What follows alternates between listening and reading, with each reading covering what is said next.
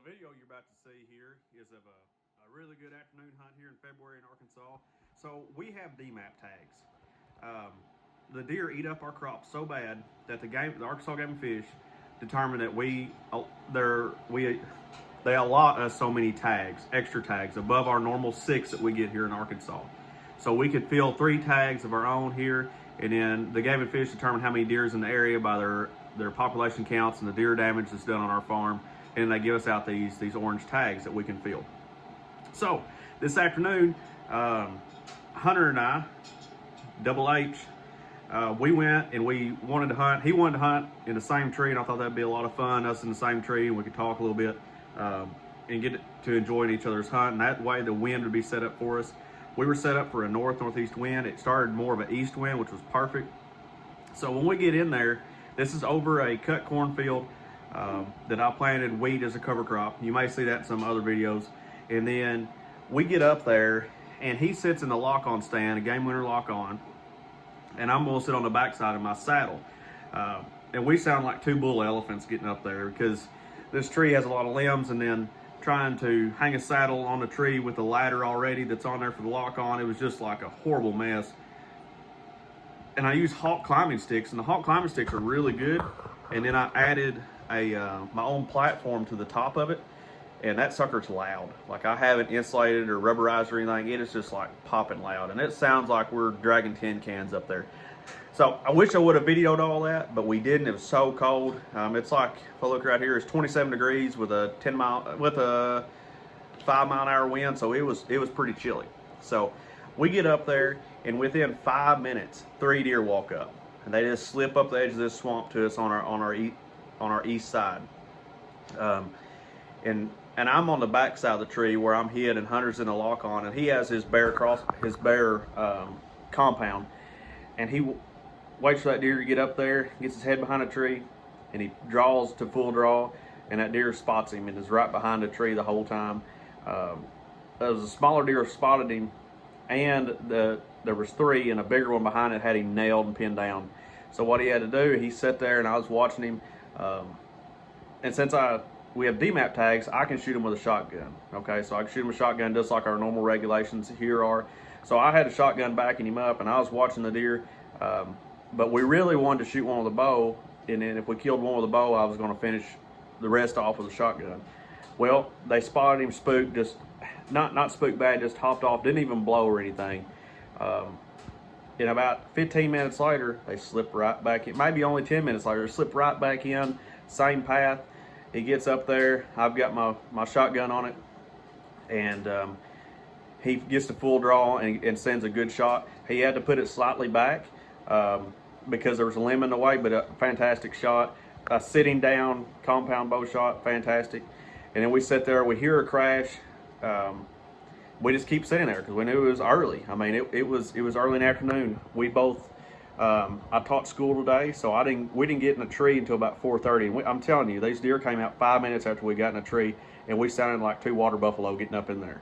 And we were laughing and giggling and trying, because it was just a mess trying to get that saddle platform hung in a tree with all these limbs and stuff. So right about sunset, we're allowed to hunt 30 minutes after sunset here. So pretty much right at sunset, the deer steps out in the field at about 50 yards, somewhere in the 50-yard range, and it moves west out in front of me, and he gets there right even with his broadside, and I put a good shot on it. It circles around, and I bolted the gun, and I was expecting another one because there was 3 deer originally. So we shot one with a bow, and these 2 other deer another deer came out. I shot it, and then the 3rd one just bounded out of the buckbrush, and I sent one down range at it and missed. Bolted another one and then dropped that one. So now we have 2 in the field and then 1 with the arrow in it.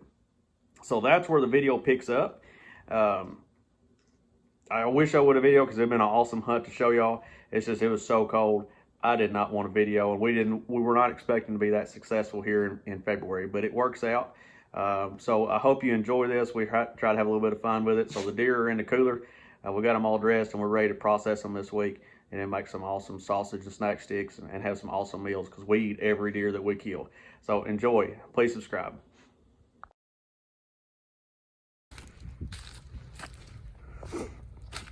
So this is what we've got. There's up there in the tree. We've got one in the woods back over there with the arrow in it that he shot first. And then these two came out later. Make sure this whole grill's expired. That's the first one that I shot.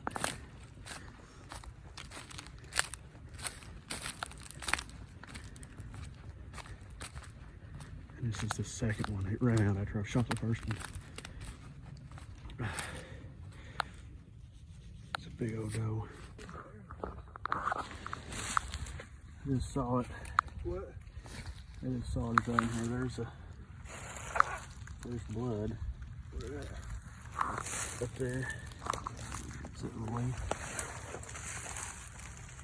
There's blood.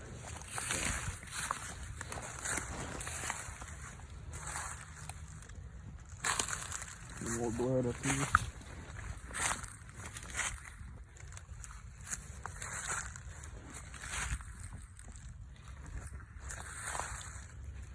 I'm not really seeing it. Huh? Are you seeing it right here?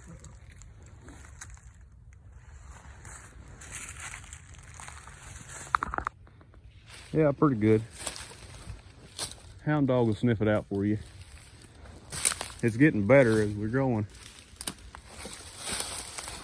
Kind of hard to track all this wet stuff. But there it is on top of the water. Right there. She's in some brush pile over here. But she's in some brush pile over here.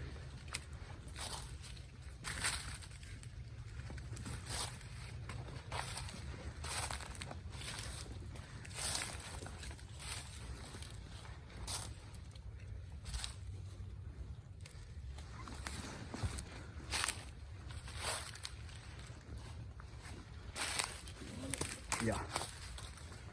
Well, she went a long way.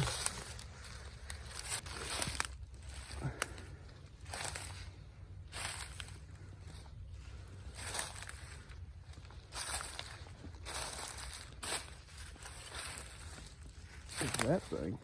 It's like an old hay ring.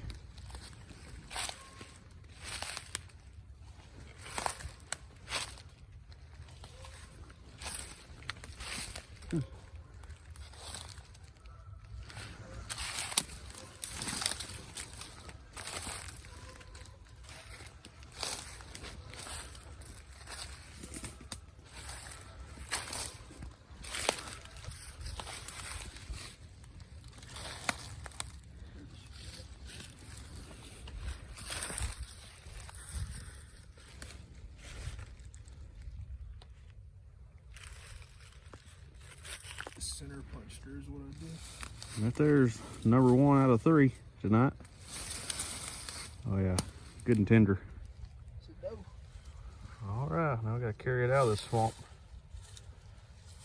Yeah, carry it out like a jackrabbit. Let me put my headlamp on. Edge of the field. Yeah, it's probably easier to go out that way. Look at that rub behind it. Oh yeah. Yeah, I'll try to find the best path. You don't want to get your good bottomland all dirty? That's what it's for, eh? Oh yeah, jackrabbit that sucker out. I'll lead the way.